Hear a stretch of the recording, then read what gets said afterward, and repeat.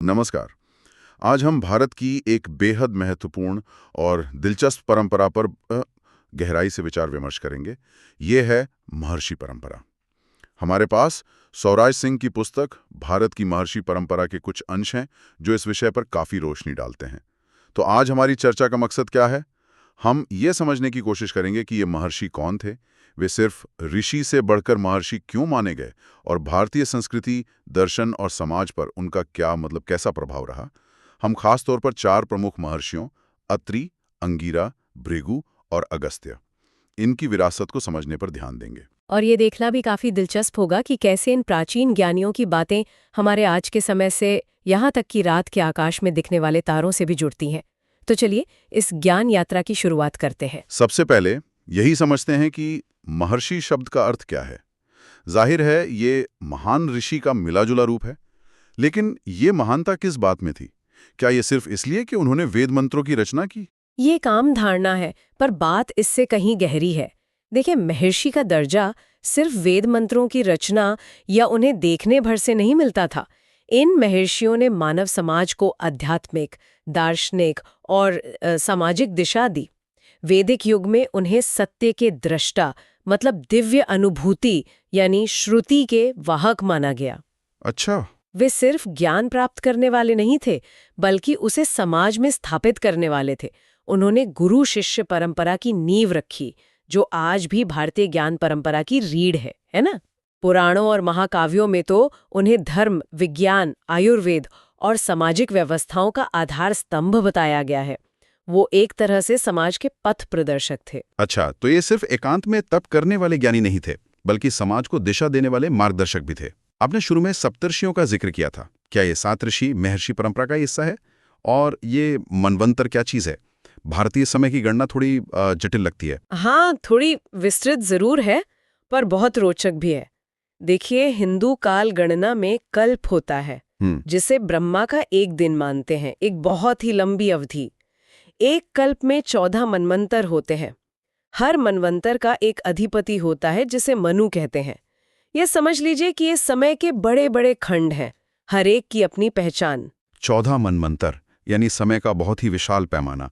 तो हर मनवंतर में क्या खास होता है? हर मनवंतर की अपनी अलग पहचान और कह सकते हैं चुनौतियां होती हैं।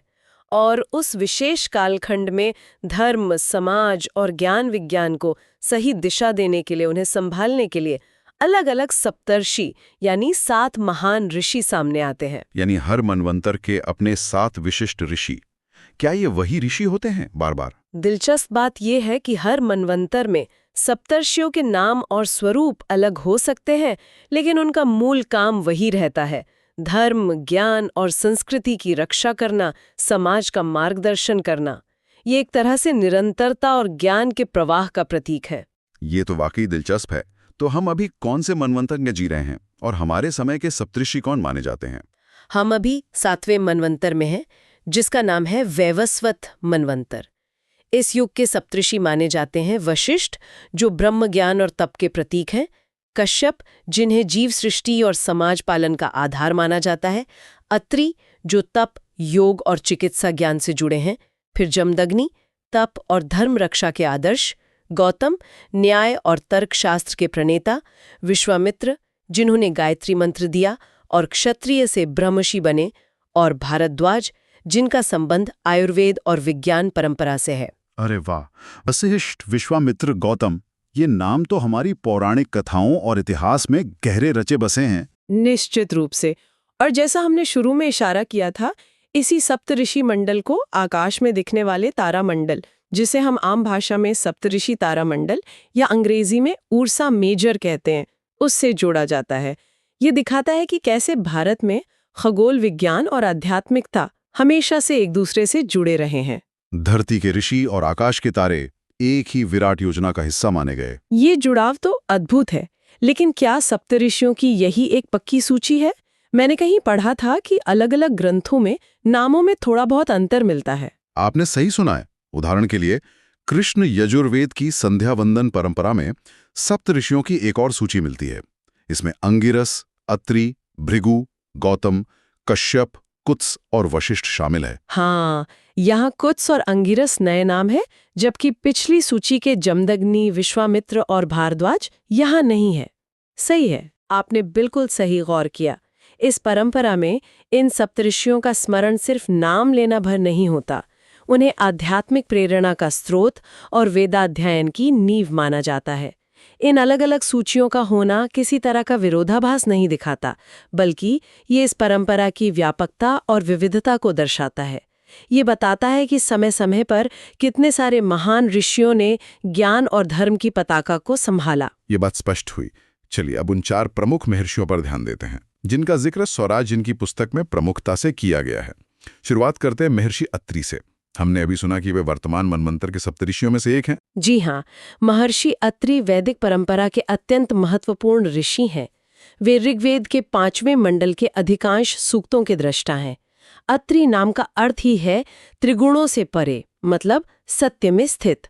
उन्हें सत्य, तपस्या और दिव्य ज्ञान का साक्षात रूप माना गया। और उनकी पत्नी देवी अनसुईया का नाम भी बड़े आदर से लिया जाता है ना?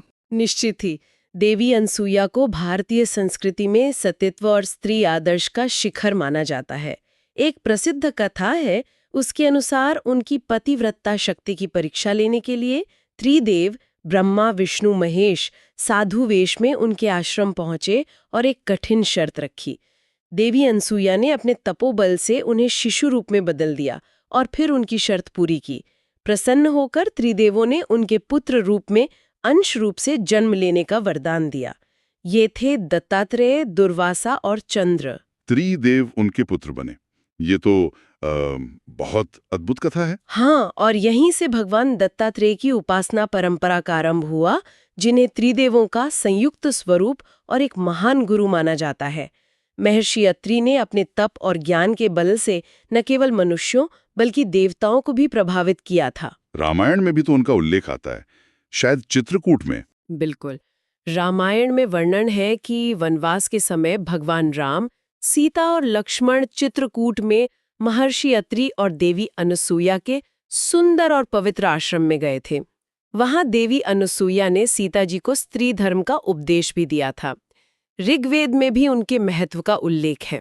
एक मंत्र कहता है कि अत्रि ऋषि अपने तेज से सूर्य की तरह समस्त जगत को आलोकित करते हैं। एक अन्य श्लोक बताता है कि वे वशिष्ठ के समान महान मनीषी बने। वेदों में उनका मुख्य योगदान क्या माना जाता है, खासकर ऋग्वेद में? उनका सबसे प्रमुख योगदान ऋग्वेद का 5वां मंडल है, जिसे अत्रि मंडल भी कहते हैं। इसमें 87 सूक्त हैं, जिनमें मुख्यतः अग्नि, इंद्र, मरुत आदि देवताओं की स्तुतियां हैं। इन ऋचाओं में जीवन के रहस्य, प्रकृति का सौंदर्य जैसे उषा का वर्णन और गहरे आध्यात्मिक अनुभवों का बेहद काव्यात्मक चित्रण है। एक और रोचक बात यह है कि इसी मंडल का एक सूक्त ऋग्वेद 5:44 विद्वानों के अनुसार ऋग्वेद के सबसे कठिन और गूढ़ मतलब पहेलीनुमा सूक्तों में से एक माना जाता है। तो महर्षि अत्रि सत्य, तपस्या, ज्ञान और त्रिदेव उपासना की परंपरा से जुड़े थे। उनका जीवन दिखाता है कि कैसे तप और सत्यनिष्ठा से दिव्यता प्राप्त की जा सकती है। अत्रि के बाद अब हम एक और सप्तर्षि अंगिरा की बात करते हैं। महर्षि अंगिरा का स्थान भी वैदिक ऋषियों में अत्यंत महत्वपूर्ण है। उन्हें मुख्य रूप से अग्नि तत्व और मंत्र विद्या का अधिष्ठाता माना जाता है। उन्होंने वैदिक काल में यज्ञ और मंत्रों के उच्चारण, उनके संस्कार और प्रभाव की परंपरा को स्थापित किया, जिसने भारतीय संस्कृति की आध्यात्मिक और कर्मकांडीय नींव को मजबूती दी। अग्नि और मंत्र विद्या, क्या इसका मतलब आग की पूजा और जादुई मंत्रों से है या कुछ और गहरा है? नहीं, यहाँ अर्थ कहीं ज्यादा गहरा है। अंगिरा ने अग्नि को सिर्फ जलाने वाली भौतिक आग नहीं माना, बल्कि उससे ज्ञान, तेज, पवित्रता और जीवन ऊर्जा का प्रतीक बताया। उन्होंने ही वैदिक यज्ञ की प्रक्रिया को व्यवस्थित और शास्त्रीय रूप दिया, जिससे यज्ञ सिर्फ एक कर्मकांड न रहकर देवताओं और मनुष्यों के बीच संवाद का एक आध्यात्मिक माध्यम बन गया। और मंत्रों को उन्होंने ध्वनि शक्ति के साथ साथ अर्थ शक्ति और भाव शक्ति से युक्त माना। अंगिरा वंश का भी काफी महत्व बताया जाता है ना? कई गुरुकुल वगैरह इनसे जुड़े हैं? हाँ, बिल्कुल। अंगिरा वंश को वैदिक ब्राह्मण परंपरा के मूल स्रोतों में से एक माना जाता है। इसी वंश से ज्ञान की कई शाखाएं, आचार्य परंपराएं और गुरुकुल निकले। अथर्ववेद का संबंध भी काफी हद तक अंगिरा ऋषि से जोड़ा जाता है। वेदों में उन्हें ऋषियों का गुरु और मंत्रों का प्रवर्तक कहा गया है। उनके योगदान से भारतीय समाज में मंत्र विद्या, यज्ञ अनुष्ठान और वेदाध्ययन की एक सशक्त और अनुशासित परंपरा विकसित हुई। ऋग्वेद में उनके बारे में क्या खास मिलता है? ऋग्वेद का नवा मंडल, जिसे पावमान मंडल भी कहते हैं और जो मुख्यतः सोम देवता को समर्पित है, वो अंगिरा और उनके वंशजों की रचनाओं से जुड़ा है। उनके वंशजों में बृहस्पति, कुत्स, हिरण्यस्तूप जैसे अनेक प्रसिद्ध ऋषि हुए, जिनके रचे हुए सूक्त ऋग्वेद के अन्य मंडलों में भी पाए जाते हैं। एक महत्वपूर्ण ऋचा है जिसमें अग्नि देवता को संबोधित करते हुए कहा गया है कि हे अग्नि, आप अंगिरा ऋषि द्वारा सबसे पहले स्थापित किए गए। आप देवताओं के लिए सर्वश्रेष्ठ यज्ञकर्ता और सत्य के धारक हैं। संक्षेप में कहें तो महर्षि अंगिरा ने यज्ञ विद्या और मंत्र विज्ञान को संस्थागत रूप दिया, अग्नि तत्व की गहरी आध्यात्मिक व्याख्या की और ब्रह्मर्षि का पद प्राप्त किया। उनके ज्ञान ने भारतीय संस्कृति को एक विशेष ऊर्जा, अनुशासन और दिव्यता प्रदान की। अंगिरा हमें सिखाते हैं कि कैसे बाहरी कर्मकांड मतलब यज्ञ और आंतरिक ज्ञान यानी मंत्र मिलकर जीवन को उन्नत बना सकते हैं। अग्नि के प्रतीकवाद से लेकर यज्ञों को व्यवस्थित करने तक उनका योगदान वाकई बहुत गहरा और व्यापक था। अब आते हैं महर्षि भृगु पर। जब भी ज्योतिष की बात होती है, इनका नाम अक्सर सामने आता है, भृगु संहिता वगैरह। आपने बिल्कुल ठीक कहा। महर्षि भृगु का नाम ज्योतिष शास्त्र, विशेषकर भृगु संहिता के साथ अविच्छिन्न रूप से जुड़ा हुआ है। उन्हें वेदांग ज्योतिष का एक प्रमुख प्रवर्तक माना जाता है। वेदांग ज्योतिष यानी वेदों का वो अंग जो खगोलीय गणनाओं और उनके प्रभावों से संबंधित है।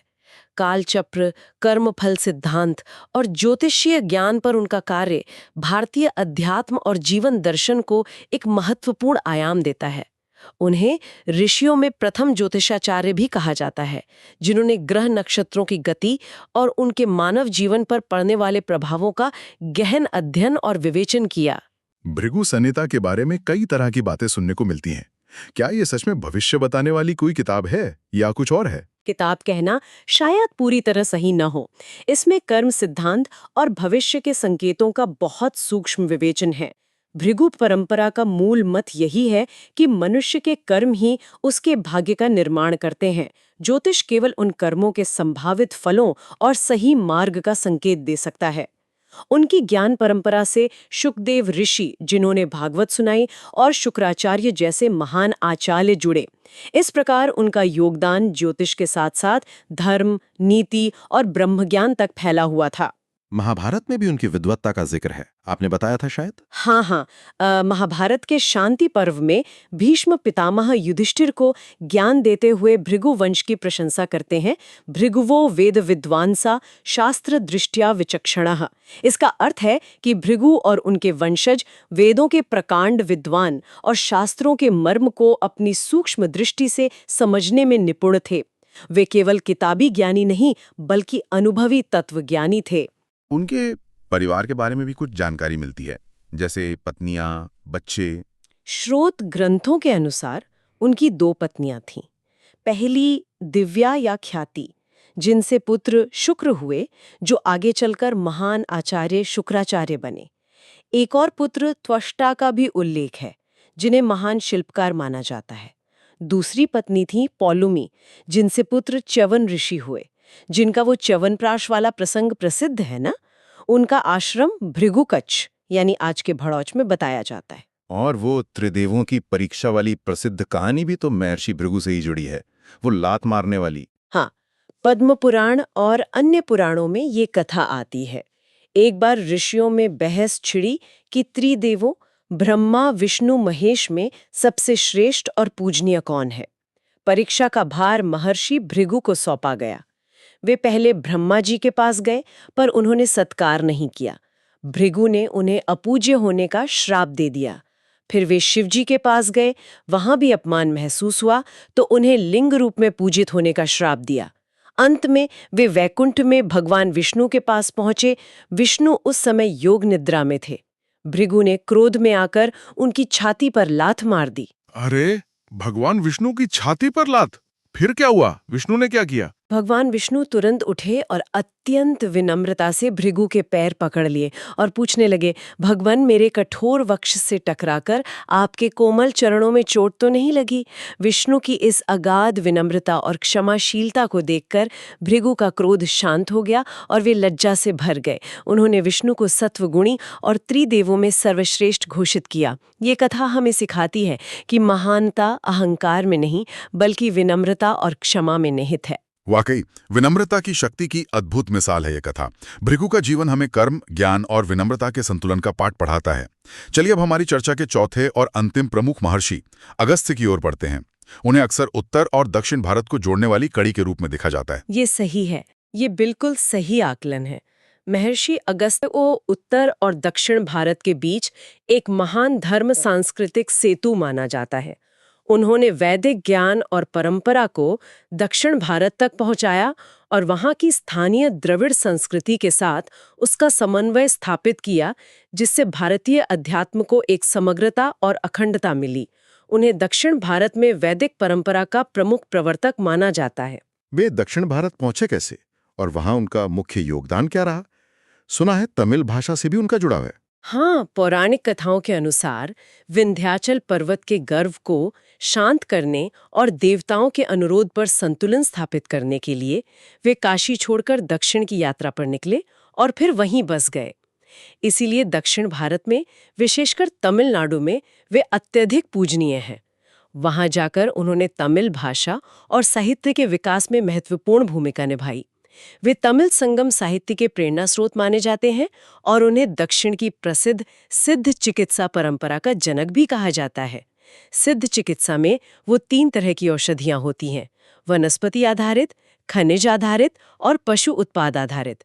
इसमें आहार और जीवन शैली पर भी बहुत बल दिया जाता है। तो उन्होंने उत्तर के वेद ज्ञान और दक्षिण की स्थानीय ज्ञान परंपराओं जैसे सिद्ध चिकित्सा का संगम कराया। हाँ, यही उनकी विशेषता थी। उन्होंने उत्तर के वैदिक ज्ञान और दक्षिण की भक्ति और ज्ञान परंपराओं का अद्भुत समन्वय किया। उनका संबंध पवित्र कावेरी नदी के उद्गम से भी जोड़ा जाता है। शैव परंपरा में उन्हें एक प्रमुख तमिल सिद्धर यानी आत्मज्ञानी योगी माना जाता है। उन्हें प्राचीन तमिल भाषा के पहले व्याकरण ग्रंथ अगत्यम का रचयिता भी कहा जाता है। हालांकि यह ग्रंथ आज पूर्ण रूप में उपलब्ध नहीं है, पर तमिल परंपरा में उसका स्थान पाणिनि की संस्कृत व्याकरण अष्टाध्यायी जैसा ही महत्वपूर्ण माना जाता है। क्या उनका योगदान सिर्फ साहित्य, चिकित्सा और अध्यात्म तक ही सीमित था या और भी कुछ था? नहीं, उनका व्यक्तित्व बहुआयामी था। औषधि विद्या में अग्रणी होने के साथ साथ ऐसी भी मान्यता है कि उन्होंने दक्षिण भारत में कलारी पयट्टू जैसी प्रसिद्ध मार्शल आर्ट की नींव रखी। इसे केवल युद्ध कला नहीं, बल्कि शारीरिक और मानसिक अनुशासन, आत्मनियंत्रण और धर्म रक्षा का साधन माना गया। इतना ही नहीं, वे स्वयं ऋग्वेद के प्रथम मंडल के कई सूक्तों के दृष्टा ऋषि भी हैं। उनके पुत्र और पौत्र भी वेदों के मंत्र दृष्टा ऋषि थे, जो उनकी ज्ञान परंपरा की निरंतरता को दिखाता है। कमाल है। यानी वे एक महान ऋषि, कवि, भाषाविद, चिकित्सक, योद्धा और संस्कृति संयोजक सब कुछ थे। यथार्थतः ऋग्वेद में इंद्र देवता स्वयं उनके बारे में कहते हैं कि अगस्त्य जैसा महान ऋषि कोई नहीं, जिन्होंने अपने सत्य और तपोबल से मानो आकाश तक को व्याप्त कर लिया हो। यहाँ आकाश व्यापना उनके ज्ञान, प्रभाव और धर्म शक्ति की विशालता और सर्वव्यापकता का प्रतीक है। उन्होंने वास्तव में ज्ञान, विद्या, औषधि, वीरता और सांस्कृतिक समन्वय की एक ऐसी परंपरा स्थापित की जिसने भारत को न सिर्फ भौगोलिक बल्कि सांस्कृतिक रूप से भी जोड़ने का अभूतपूर्व कार्य किया। संक्षेप में कहें तो अगस्त्य सांस्कृतिक एकता और ज्ञान के समन्वय के प्रतीक हैं।